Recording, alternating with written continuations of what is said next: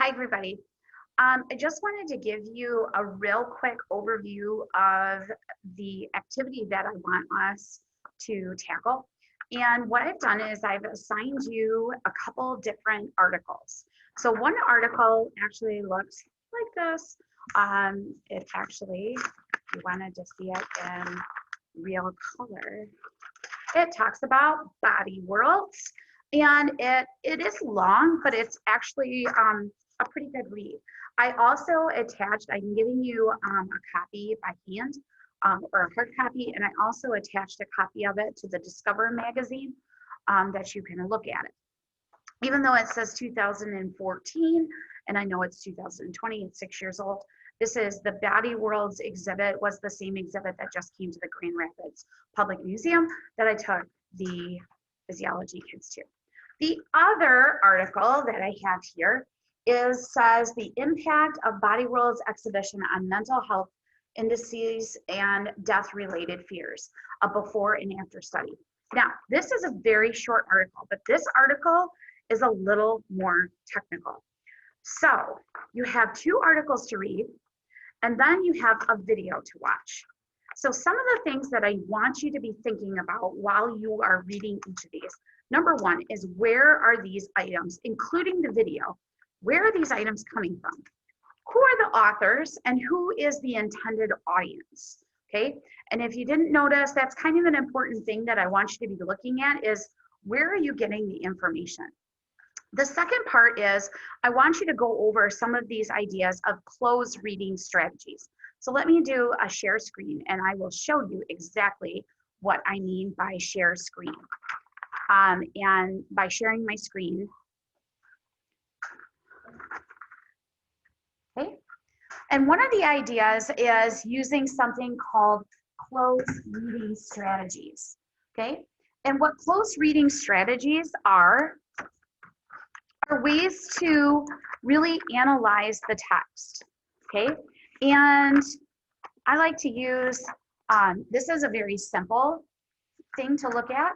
I also like to look at this, and here's some questions that all closed readers ask themselves. So let's go through some of these. This one, what is the text about? Like, what is the purpose? Who is speaking? Is it someone? Is it an author? This might be more applicable in an English, like in a book, for example. There we go. There I am. What words do I notice? Do I notice any words that I don't know? And I probably want to highlight those so I can look those up. How does this part relate to what happens before or after? That might not be applicable with this text. Why did the author write the text? So I like that one because I want to know what the purpose is. It's kind of like in Facebook. Why did this person post this and what is the purpose behind it? Okay.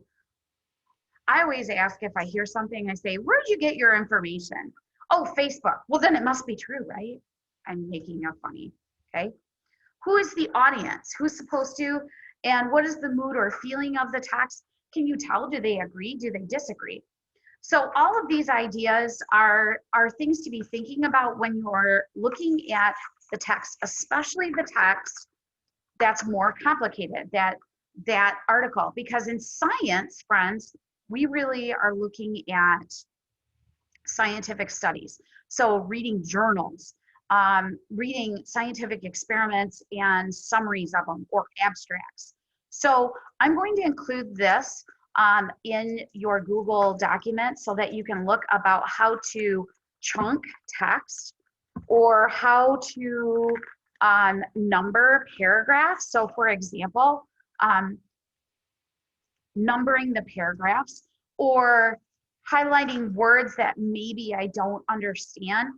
And here's the thing that I want you to really think about is whatever notes that you use, whether it be that you want to do it by hand or whether you want to do it electronically, you can still do that, but it has to work for you. If you were doing this in an SAT, you don't have the option to use highlighters, okay? You don't have the option, and I also don't want you to think about what am I underlining and what am I circling, because you want to do either one of them. You want it to make it work for you. Okay, but really think about what the text, who the author is, why the author is writing it. Those are all things that you need to think about. It's like super analyzing the writing piece, not just writing it for or reading it just to read, but you might have to go back and read it maybe twice, maybe even 3 times. Okay, and then altogether, you're going to be coming up with either defending or refuting the statement that body worlds is a disgrace to the human body and spirit. Okay. And when I talk about how you're going to do that, it's not going to be a big fledged paper that we're going to do. We're kind of going to talk about it out loud at first. Okay. All right. Thanks. And good luck.